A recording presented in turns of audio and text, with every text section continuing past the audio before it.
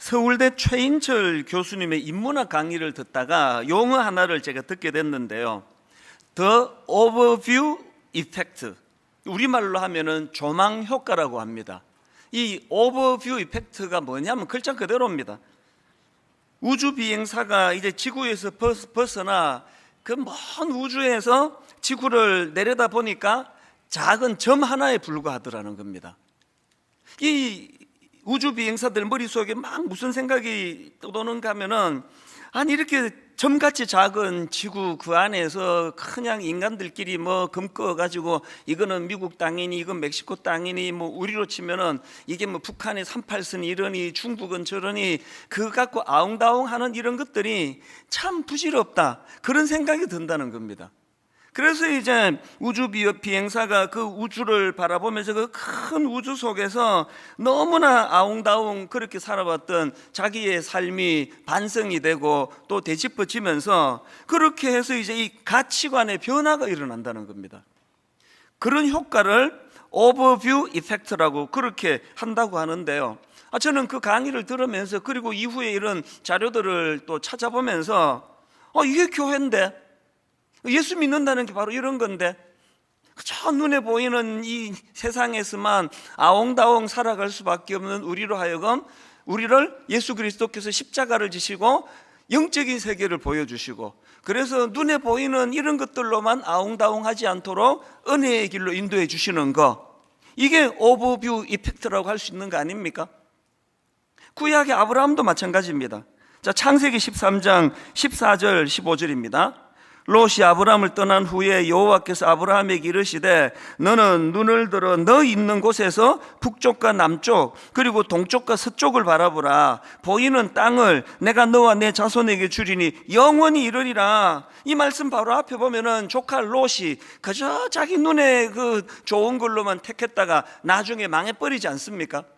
그런데 아브라함은 그렇게 되지 않을 수 있었던 결정적인 게, 하나님께서 그에게 넓은 땅을 보여주시면서 그리고 하나님의 약속을 바라보게 하셔 그렇게 자기 눈에 좋은 대로 이끌리지 않는 삶을 살아갈 수 있었던 거, 이게 바로 하나님의 오버뷰 이펙트 아니겠습니까? 이 신앙생활이라는 겁니다. 사도 바울도 마찬가지입니다. 죽음을 앞에 둔 유명한 그의 고백, 이거는 뭐 우리 수없이 되뇌어야 되는데요. 자, 디모데후서 4장 6절을 보십시오. 전제와 같이 내가 벌써 부어지고 나의 떠날 시각이 가까웠도다. 이제 죽음이 이제 눈앞에 도래했다는 겁니다. 나는 선한 싸움을 싸우고 나의 달려갈 길을 마치고 믿음을 지켰으니, 그 다음 보세요. 이제 후로는 이거 하나가 있고 그 차이가 이루면 말로 다 못합니다. 예수님을 만난 이후로 이런 어떤 인생관이 달라지고 나니까 이게 그를 얼마나 변화시켰습니까? 빌립보 3장 4절을 보십시오. 그러나 나도 육체를 신뢰할 만하며 만일 누구든지 다른 이가 육체를 신뢰할 것이 있는 줄로 생각하면 나는 더욱 그러하리니, 나는 8일 만에 할례를 받고 이스라엘 족속이요 베냐민 지파요 히브리인 중에 히브리인이요 율법으로는 바리새인이요. 이렇게 자기 자랑이 많았던 사람이 바울이에요. 그렇게 그냥 자기 가문 자랑, 실력 자랑, 자기 자랑으로 가득 차 있던 사도 바울이 그야말로 예수님을 통해서 오버뷰 이펙트를, 넓은 세계와 영적인 세계를 경험하고 났더니 뭐라고 이야기합니까? 자기가 그동안 수없이 자랑했던 그 모든 게 배설물, 하나도 쓰잘데없는 것들이었다. 그만큼 시선이 넓어졌다는 이야기 아닙니까?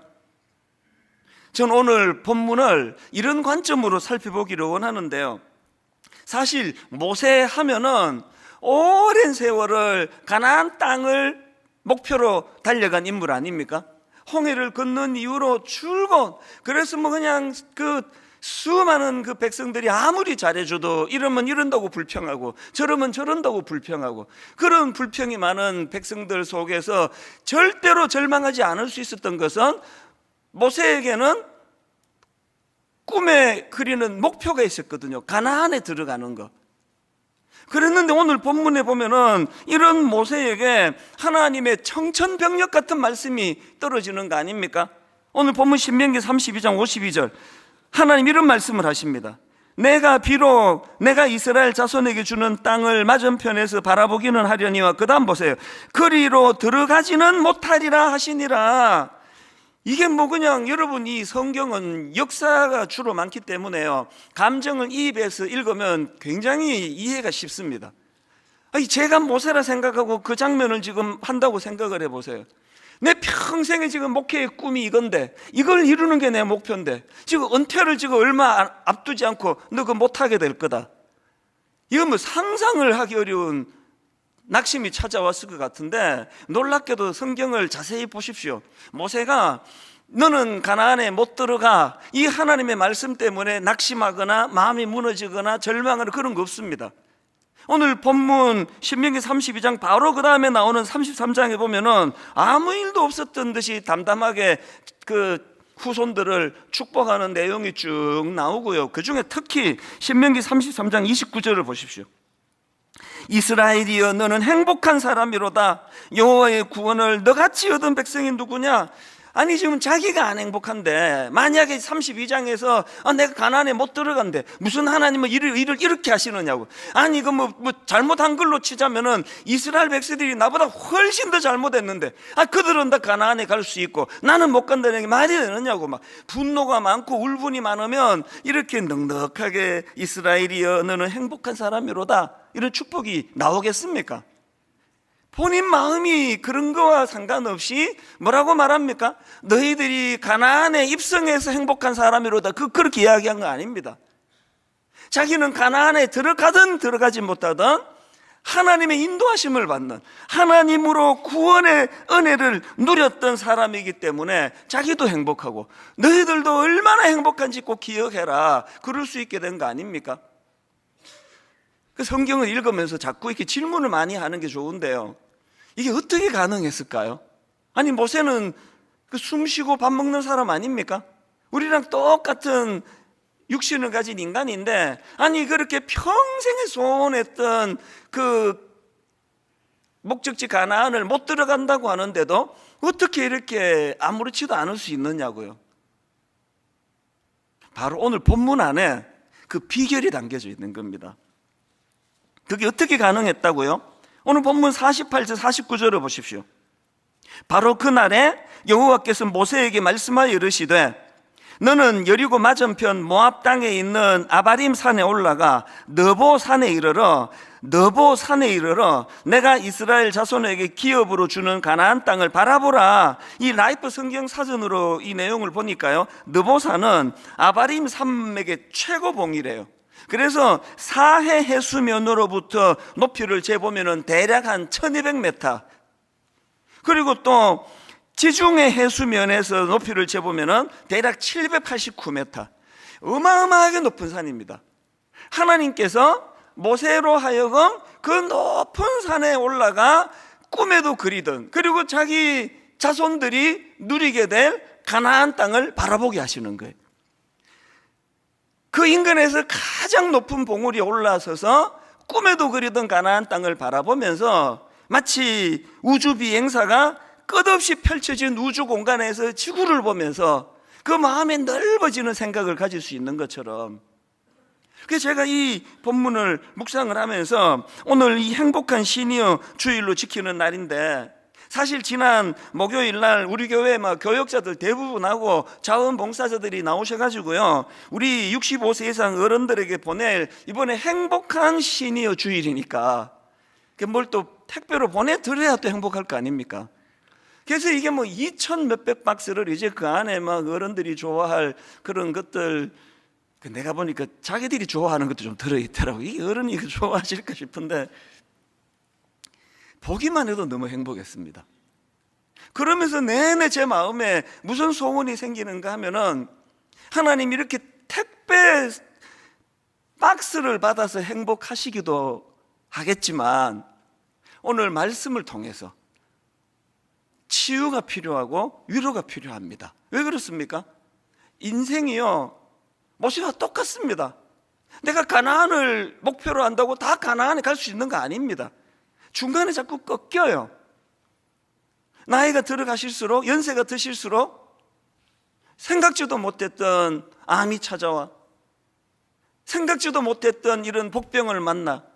그래서 마치 세상적인 눈으로 보면은 모세와 같이 목표로 한 가나안에 들어가지 못하고 도중에 그냥 끝나버리는 것 같은 실패감을 느끼기 쉬운 게 이게 인생인데, 그런 눈으로만 보지 말라는 하나님의 말씀을 제가 전하고 싶은 겁니다. 오늘 여러분, 이런 어려움을 겪고 저런 아픈 일을 겪는다 할 때에 저와 여러분 모두를 우리 하나님께서 영적으로 느보산으로 인도해 주시기를 바랍니다. 넓은 곳에서 하나님의 큰 시각을 가지고 내 인생을 조명해 볼 때 여기에 하나님의 큰 뜻이 있으신 거지, 이것이 내 인생을 실패라고 말할 수 없다, 이런 확신을 가질 필요가 있다는 겁니다. 저는 연세 되신 어르신들한테 늘 드리는 말씀이 있습니다. 나이가 들어갈수록 가장 위험한 게 자기 연민이다. 자기 연민, 잘못된 자기 연민, 이거랑 싸우셔야 돼요. 방치하면 안 됩니다. 최근에도 제가 유진 피터슨이 쓴 너희 보물이 있는 곳에, 이게 시편을 이제 사색하고 묵상한 그런 내용인데요, 거기 보니까 표현 하나가 눈에 확 들어오는 겁니다. 자기 연민이라는 세균. 너무 와닿아가지고요, 사실은 원래 오늘 설교 제목을 자기 연민이라는 세균 이렇게 잡으려고 했는데, 뭐 설교 제목에 막 세균도 들어가고 그래가지고 기분이 안 좋아서 이제 제목을 바꿨습니다만, 여전히 저는 이 의미가 너무 중요한 것 같습니다. 여러분, 왜 유진 피터슨이라는 저자는 자기 연민을 세균이라고 그랬을까요? 왜 그랬을까요? 코로나19라는 바이러스가 지금 우리 모든 사람들의 그 심령을 갉아먹는 것처럼 자기 연민이 바로 그 세균과 같은 존재라는 겁니다. 어떤 경우라도 여러분이 자기 연민, 요즘에 제가 자꾸 이제 그런 거를 느낍니다. 경험합니다. 막 40대 막 달려가고 막 이렇게 할 때는요, 막 저는 타이프 속도도 진짜 빨랐습니다. 오타가 없었는데 요즘에는 치고 나면 오타가 생겨요. 우리 여기 누님들한테 죄송합니다. 아이고, 저 나이에 벌써 이러실 것 같은데, 그리고 뭐 계속 까먹고 이런 일이 자꾸 이제 전에 없던 일이 일어나니까 자꾸 자기 연민이 생겨요. 아유, 이제 기후는가 보다. 이게 진짜 이제 이렇게 이제 정리를 해야 되는 건가? 은퇴할 때가 다가오나? 이런 것들이 저를 위축시킬 때 이거를 방치하면 안 된다는 거예요. 이게 자기 연민이라는 세균이라는 겁니다. 생각을 바꾸기라는 거죠. 오타 나면 고치면 되지, 1초만 하면 되는데 자꾸 까먹으면 메모하면 되지. 오늘 예배 가운데 인생의 후반전을 달리시는 모든 성도님들 내면에 자기 연민은 곤란하다, 이 잘못된 자기 연민, 자기를 불쌍히 여기는 마음, 이런 것들은 하나님이 나를 불쌍하게 여기시는 거지, 나는 그 하나님의 연민을 받는, 나는 자부심, 긍지를 가진 하나님의 사람이다. 모세에게서 배워야 되는 게 바로 이런 점이라는 겁니다. 사람들은 그 말하기 쉬워가지고요, 모세가 그 범죄해가지고 가나안 땅에 못 들어갔다, 그런 이야기들을 툭툭 내뱉는데, 또 사실은 또 그 말도 맞습니다. 하나님이 그렇게 말씀하시니까요. 오늘 본문 51절에도 보니까 이는 너희가 신 광야 가데스의 머리반 물가에서 이스라엘 자손 중 내게 범죄하여 내 거룩함을 이스라엘 자손 중에서 나타내지 아니한 까닭이라. 이거 보면은 모세가 범죄해서 가나안에 갈 수 없다고 하나님 말씀하셨네요. 그러나 이거를 너무 많이 의미를 부여하면 안 된다는 겁니다. 이게 모세가 실패했다, 모세는 범죄해서 그 중간에 실패한 인생이다, 이렇게 하시면 안 된다는 거예요. 이거는요, 이 말씀은 이 원칙에 관한 말씀입니다. 이제 이렇게 설명하면은 아마 이해가 쉬울 텐데요, 제가 유난히 아끼는 우리 부교역자 중에도 참 성숙한 교역자가 있잖아요. 그런데 어쩌다 그 교역자가 하면은 안 되는 어떤 실수를 하면요, 공개적으로 모든 교역자 앞에서 엄청 제가 화를 내면서 혼을 내요. 그거는 이제 너는 이런 짓을 했으니까 이제 나랑 관계 끝났어, 이제 난 너 내칠 거야, 이제 꺼져, 뭐 이런 뜻이 아니에요. 아니 이렇게 성숙한 교역자도 이런 실수를 하는 거 보면은 우리 모든 교역자들에게 이것을 경고해야 되겠다. 그래서 이제 그 이름을 들어서 네가 이런 실수를 하면 되겠느냐고 제가 그렇게 야단을 치는 거는 그 사람만을 두고 한 게 아니라 모든 우리 교역자들이 그거를 듣고 조심하라고. 그래서 제가 막 이름을 거론하면서 야단치고 그러면요, 그 사람은 막 어떨 때는 싱글벙글 그래요. 목사님 나 진짜 사랑하나 보네. 그리고 어떨 때는 와가지고 고맙다 그래요. 그 교역자가 확신이 뭡니까? 비록 내가 이 부분은 내가 실수해가지고 목사님한테 공개적으로 지적을 받고 있지만 이게 그 목사님이 나를 버리신 게 아니라는 확신이 있으니까 상처를 안 받는 거예요. 본문의 모세가 바로 그런 상황이라는 그 이야기입니다. 오늘 저와 여러분 모두가 다 의도한 대로 내 마음 먹은 대로 내가 계획한 대로 잘 안 되는 게 인생이라, 그래서 계획이 어긋날 수도 있고 당황스러운 일이 있다 할지라도 그것 때문에 자기 연민으로 몰고 가, 나는 실패한 인생이야, 나는 초라해, 하나님도 나 같은 거 사랑하지 않아, 이렇게 몰고 가시는 거는 아주 잘못된 것이다. 이 사실을 제가 전해드리고 싶은 겁니다. 그래서 우리가 이런 어리석음을 범하지 않으려면 자꾸 하나님의 인도하심을 따라 영적으로 느보산으로 가셔야 돼요. 더 넓은 곳에 1층에서 바라보는 세상은 그냥 아웅다웅 인간들 요 앞에 것만 보이지 않은데 20층 30층 옥상에 가서 세상을 내려다보면은요, 내 시각이 얼마나 좁은 것인가 알게 되는 겁니다. 저와 여러분 모두가 다 늘 기도하고 묵상하는 가운데 영적인 느보산으로 이끄심을 받게 되시기를 바랍니다. 이렇게 넓은 시선으로 느보산을 바라보게 되면 두 가지 균형, 이 성숙 있는 두 가지 균형을 얻게 되는데요, 첫 번째가 뭐냐, 자기 존재와 그 역할의 한계를 인식하게 된다는 겁니다. 이게 얼마나 중요한 일입니까? 데이빗 브룩스라는 분이 쓴 책 중에서요, 인간의 품격이라는 제목의 책이 있는데요, 제가 그 책에서 참 영어 표현이 너무나 단순한데 확 와닿는 표현이 있었습니다. Big me, little me. 큰 존재로서 자기를 인식하는 사람이 있고 작은 존재로서 자기를 인식하는 사람이 있다는데요, 그 책에서 설명하는 게 뭐냐 하니까 오늘 우리 시대는 Big me, 자기 자신을 막 한없이 부풀리고 과장하고 막 부풀려서 그렇게 선전하고 드러내는 그런 시대라는 겁니다.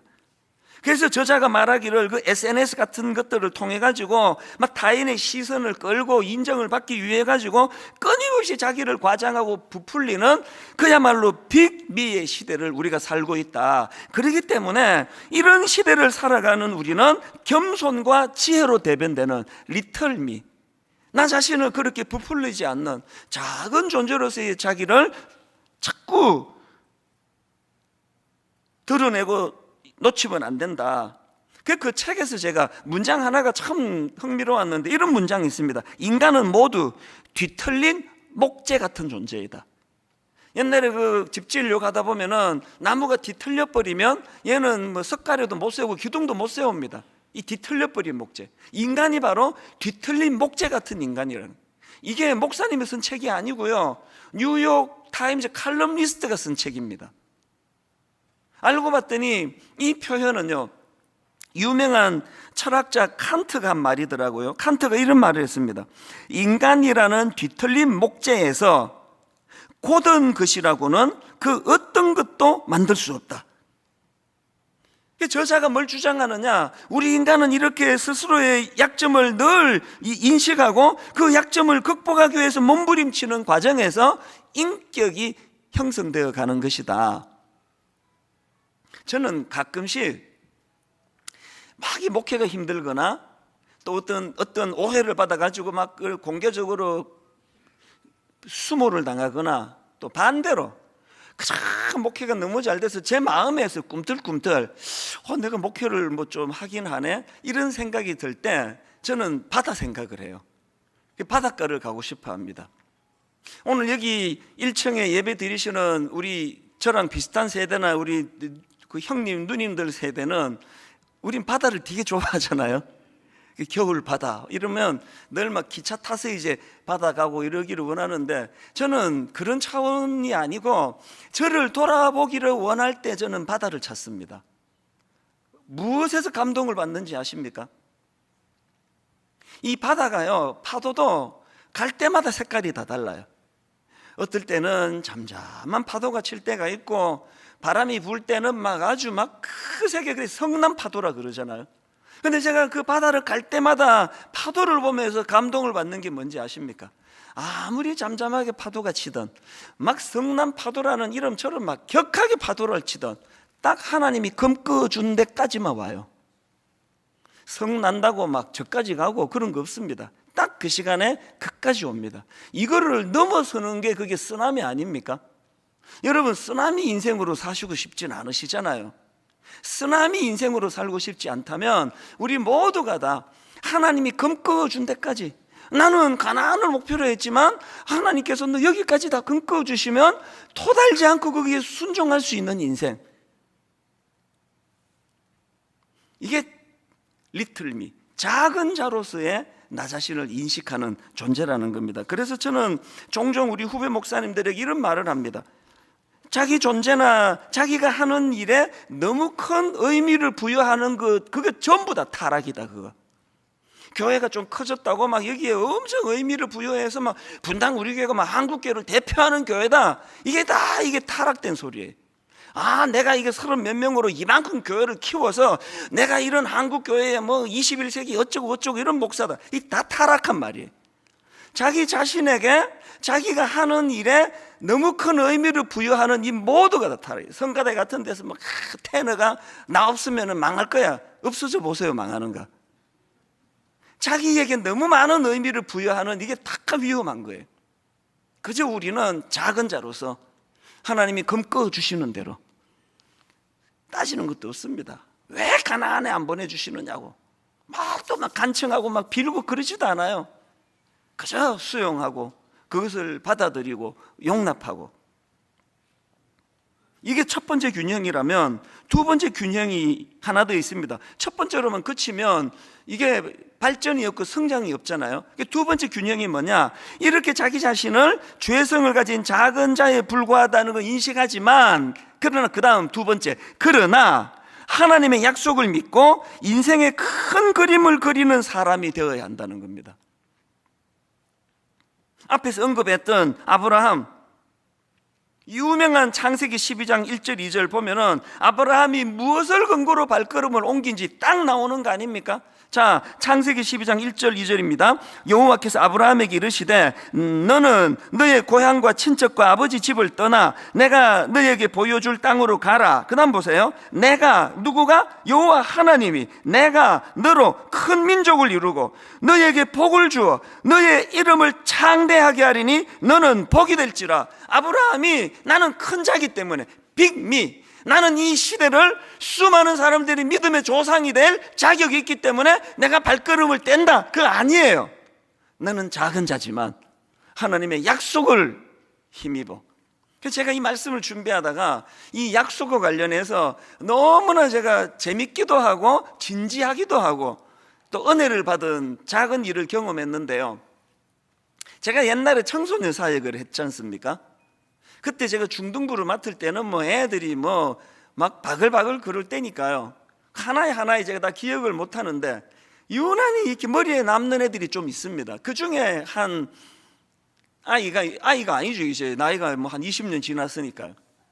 얘가 그 중학교 1학년 때부터 그렇게 저를 따르는 겁니다. 그리고 목사님 도와드려야 된다 그러면서 방송팀에 들어가서 막 예배 시간에 방송 장비도 덮고 늘 그렇게 저를 따르고 신뢰하는 그 학생인데요. 그 남학생이 중학교 1학년인 이 남학생이 어느 날 저한테 오더니 이런 부탁을 하는 겁니다. 목사님, 저 결혼 주례하실 거죠? 해 주실 거죠?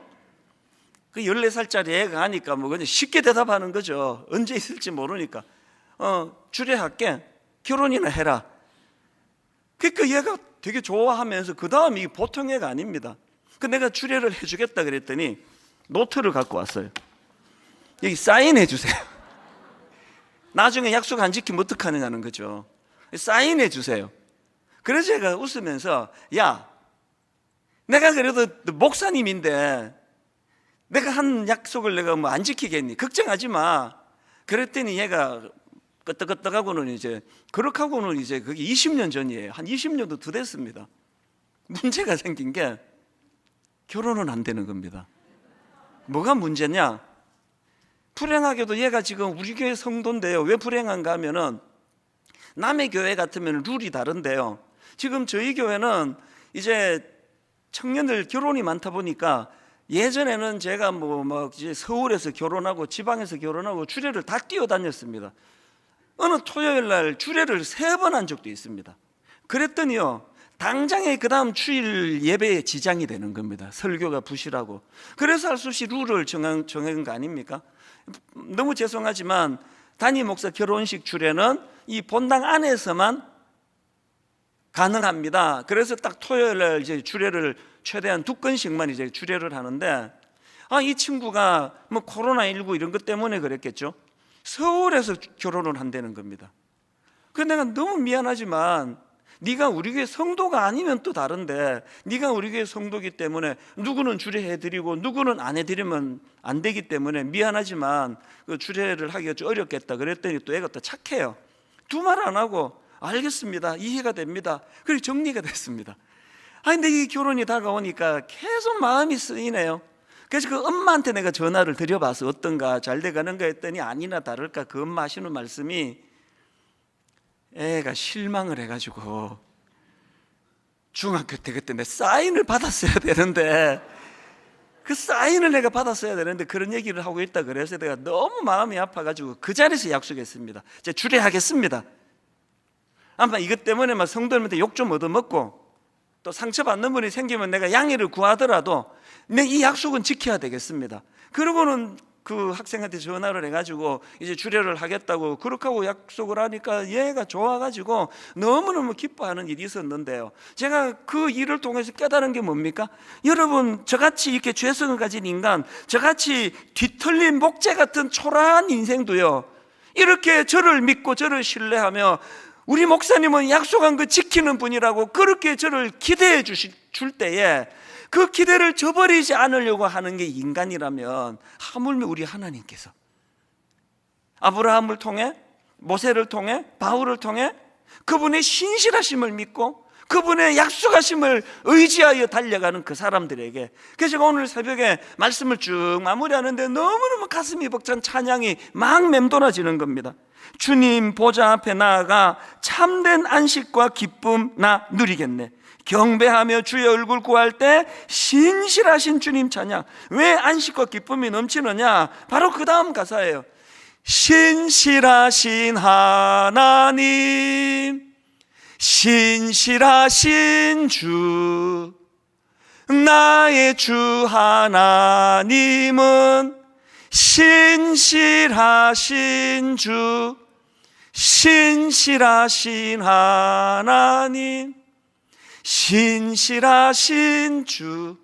오늘 새벽에 말씀을 쭉 마무리하는데 이 찬양이 제 마음에 울려 퍼지면서 정말 그 29살 때 하나님 앞에 미국 이민을 내가 정리하고 청소년을 섬기는 목사가 되겠다고 그 하나님의 신실하심을 믿고 한국으로 돌아와 그 과정에 저에게 은혜 주셨던 그 은혜가 막 감격으로 물밀듯 밀려오는 겁니다.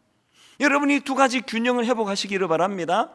아무리 교회가 잘 되고 아무리 사람들이 뭐라고 칭찬해도 하나님 앞에서 저와 여러분은 작은 자예요. 큰 거를 자랑하려고 과시하려고 떠벌리는 시대에 여전히 우리는 참 비틀린 목재 같은 인생입니다.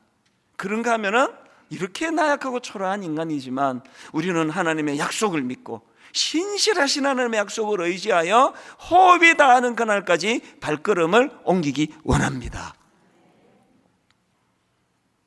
결론을 맺으면서 저는 한 가지 말씀만 더 드리고 싶은데요, 팀 켈러 목사님이 쓴 일과 영성이라는 책에 나오는 이야기를 하나 드리고 이제 마무리하려고 하는데요, 그 책에 보면은 니글의 이파리, 니글은 사람 이름입니다. 니글의 이파리라는 그 제목의 글이 소개가 되는데요, 그 글은 반지의 제왕을 집필한 톨킨이라는 저자 이야기입니다. 그 반지의 제왕이라는 영화로도 뭐 몇 편이나 나올 정도로 막 이야기가 막 되게 복잡하잖아요. 뭐 인내력이 약한 사람은 보다가 머리 아파서 그만둬요. 막 되게 복잡해요. 그걸 이제 집필을 하자니 얼마나 머리가 아팠겠냐. 진도가 안 나가는 겁니다. 그래서 이제 이 톨킨이라는 저자가 너무너무 낙심이 돼가. 이게 결국은 이거 완성을 못 하겠구나. 그런 두려움이 밀려오는 그 즈음에 가슴 아픈 충격적인 사건이 벌어진 겁니다. 집 앞에 엄청 아름다운 나무가 하나 있었는데요, 무슨 이유인지 이웃 어떤 사람이 그 나무 가지를 다 쳐버리고요, 그 가지를 치는 과정에서 줄기에도 큰 상처를 입혀가지고 이 저자가 톨킨이 나가다가 보니까 그 화려했던 나무가 비참해져 있는 겁니다. 그런데 자기가 힘들 때니까 이게 내 모습인데, 내 작품이 이 모양인데, 그래가지고 시리에 빠지는 거예요. 너무너무 시리에 빠져있던 그 상황에서 이 톨킨이라는 저자가 영감을 받아가지고 쓴 게 그게 바로 니글의 이파리라는 단편 글이래요. 소설이래요.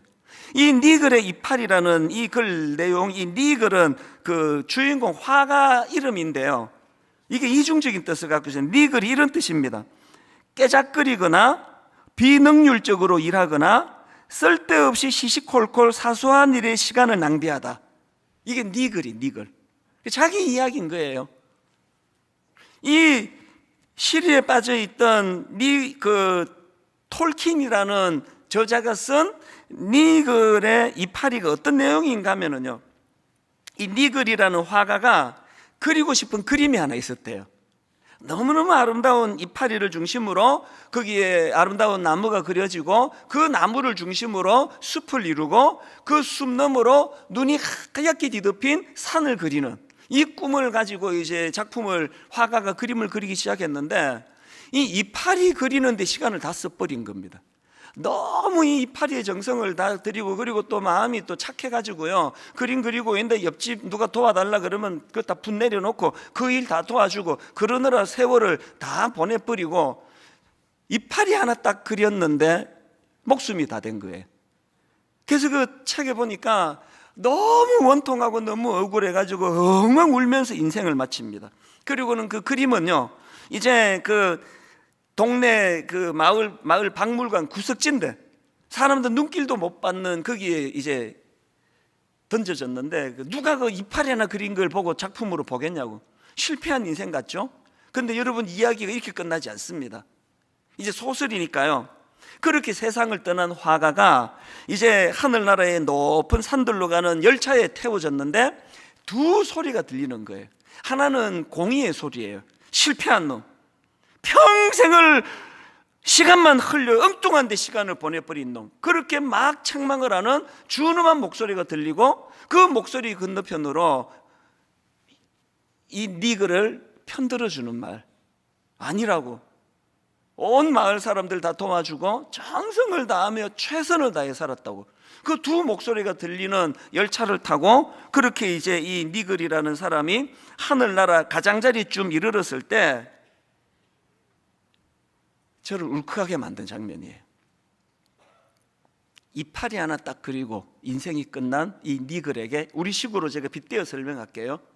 하나님께서 이 화가가 꿈꾸었던, 그러나 완성하지 못하고 끝낸 그 아름다운 작품이, 저는 이 글을 읽으면서 제 아버지 생각이 났습니다. 평생을 규모가 작은 교회에서 그러다가 교회를 사랑해서 금식 기도하다가 그만 돌아가셨기 때문에 교회로 치면 완성한 목회를 다 이루지 못하고 돌아가신 거 아닙니까?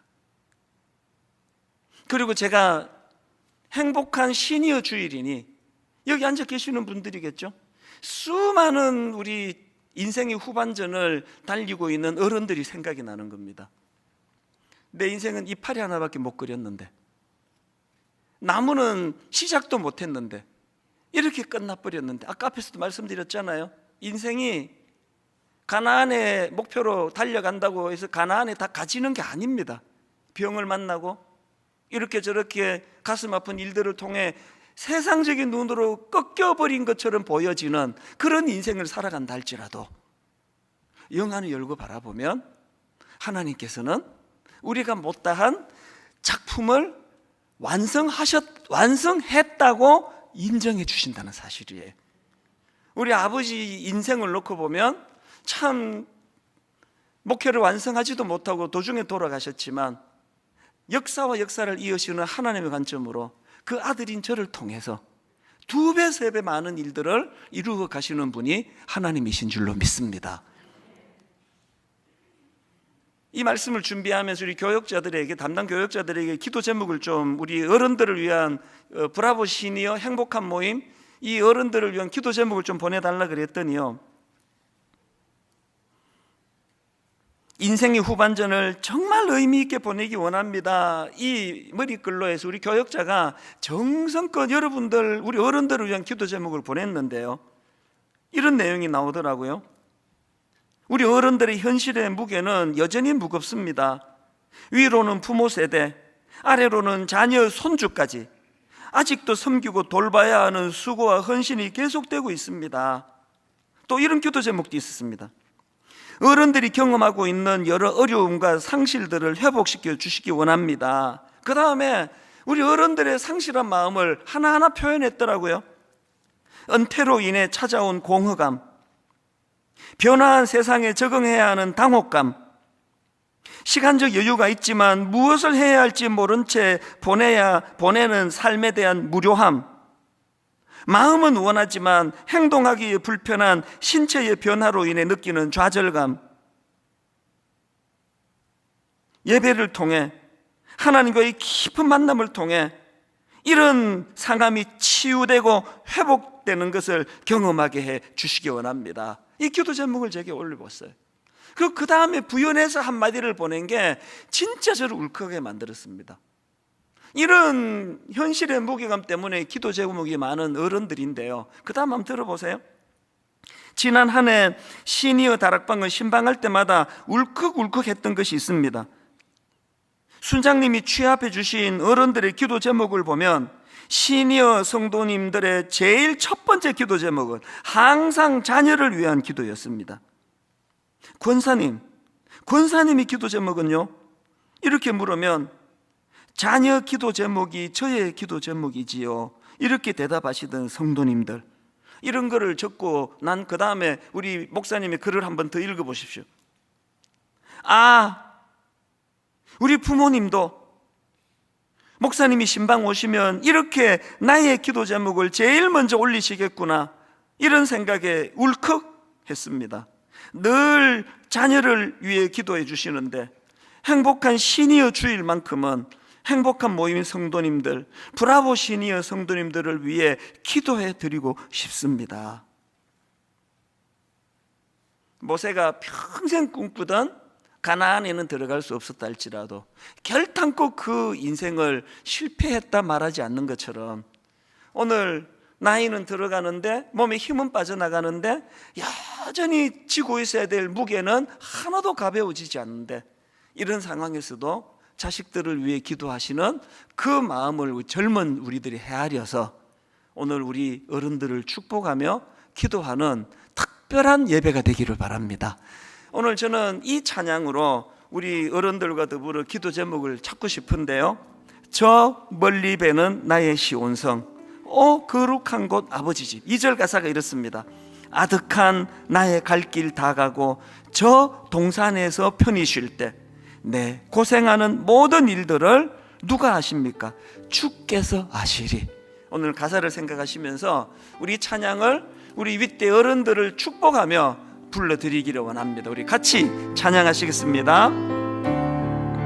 저 멀리 배는 나의 시온성, 저 멀리 배는 나의 시온성, 오 거룩한 곳 아버지 집, 거룩한 곳 아버지 집, 내 사모하는 집에 가고자 사모하는 집에 가고자 한 밤을 세웠네. 지나온 우리의 삶을 되돌아보면 저 망망한 바다 위에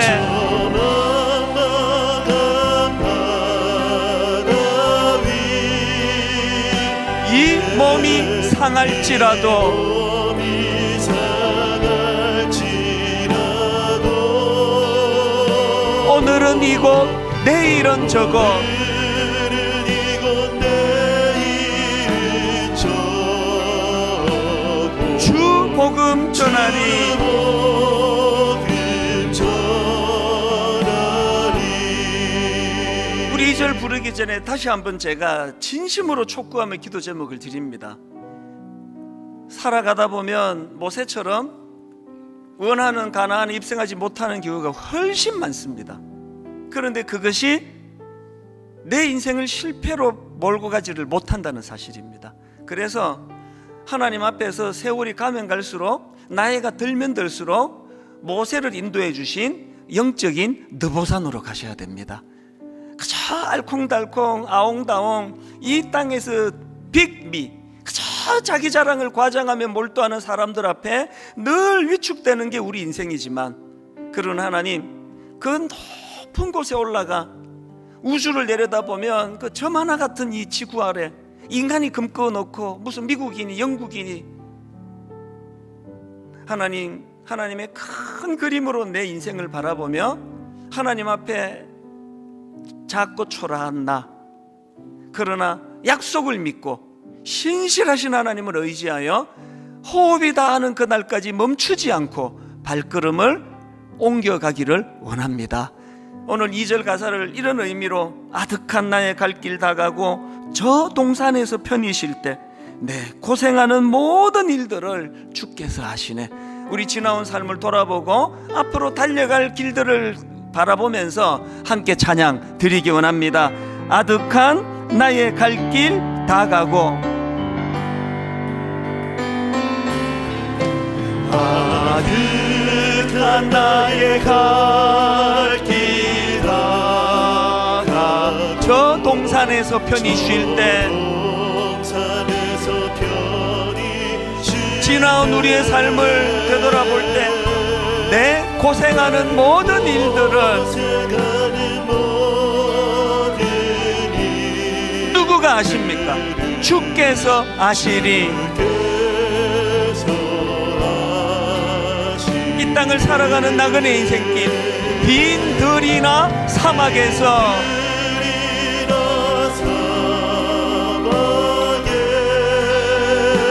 이 몸이 고날지라도,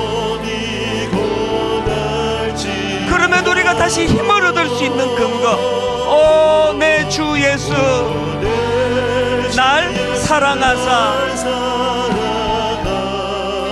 날 지켜주시리. 우리 2절 다시 한번 가사를 생각하며 이렇게 노래합니다. 아득한 나의 갈 길 다가고,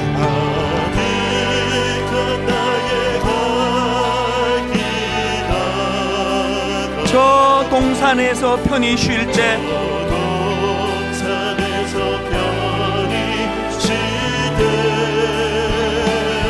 내 고생하는 모든 일들을 누구가 아십니까? 주께서 아시리. 나그네 인생길 가운데 빈 들이나 사막에서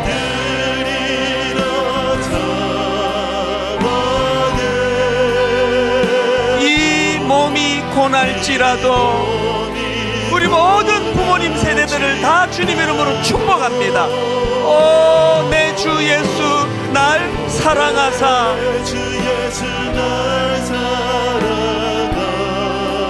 날 지켜주시리. 우리 마지막으로 다 자리에서 일어나셔서 빈 들이나 사막에서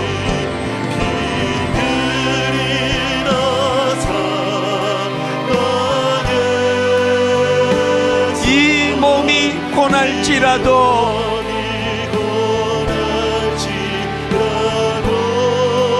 오 내 주 예수 날 사랑하사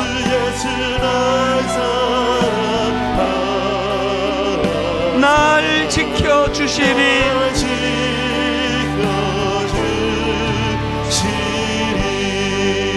두 갈래로 기도할 때, 하나님 나이 들어갈수록 사단은 자기 연민으로 우리를 공격합니다. 어떤 경우라도 아버지 자기 연민에 빠지지 않기를 원합니다. 무엇으로 이길 수 있습니까? 십자가예요. 십자가의 죽으심으로 하나님의 자녀 삼아준 존귀한 내가 어떻게 나 자신을 자기 연민으로 몰고 갈 수가 있겠습니까? 이거와 싸우기를 원합니다. 이렇게 기도해 주시고요. 그런가 하면 하나님, 호흡이 닿는 날까지 비록 작은 존재, 비틀어진 목재 같은 인생이지만 이런 인생을 존귀하게 여기시는 하나님의 은혜, 그 약속하심을 붙잡고 어떤 경우라도 숨이 끊어지는 그 날까지 중단 없이 한 걸음 한 걸음 발걸음을 옮기기 원합니다. 목표를 향하여 달려가기를 원합니다. 우리 부모님들을 축복하며 우리 어른들을 축복하며 이 제목을 가지고 한번 통성으로 같이 기도하시겠습니다. 한 목소리로 기도하시겠습니다. 살아계신 하나님 아버지, 하나님 아버지, 은혜를 이 시간 감사합니다. 우리 모두가 다 하나님 은혜를 사모하며 이 자리에 나왔습니다. 하나님 아버지, 우리가 오늘 행복한 신이요 주일로 아버지 드리게 되었는데 우리 어른들에게 하나님 아버지 말씀으로 위로해 주시니 감사합니다. 말씀으로 교정해 주시니 감사합니다. 말씀으로 회복시켜 주시니 감사합니다. 하나님, 평생을 아버지 자녀들을 위하여, 가정을 돌보기 위하여, 교회를 위하여 헌신한 세대들인데 하나님, 내가 그 모든 수고한 거 다 안다. 주님의 말씀이 선포되도록 인도하여 주시옵소서. 하나님, 마음먹은 대로 잘 이루어지지 않는다 할지라도 우리 생애 가운데 참 가나안을 원했지만 너무 삶까지가 우리에게 맡겨진 사명이고 역할의 한계라면 하나님이 끄어주시는 그 선을 순종하는 저희들 되게 하여 주시옵소서. 하나님 아버지, 참 되돌아보니 세월이 너무 빨리 지나갔습니다. 큰 나무를 그리기를 꿈꾸며 달려왔는데 이파리 하나밖에 그리지 못했습니다. 너무 나 자신이 초라해지고 다른 사람들 앞에서 해놓은 게 없는 것 같은 초라한 마음이 들 때마다 너보산으로 인도해 주시는 주님 손을 붙잡고 비록 나는 이파리 하나밖에 그리지 못했지만 큰 그림으로 완성했노라고 인정해 주시는 그 하나님을 바라보게 하여 주시옵소서. 그 하나님의 위로하심이 오늘도 나를 다시 일어서게 하고 발걸음을 옮기게 하고 누구 앞에서도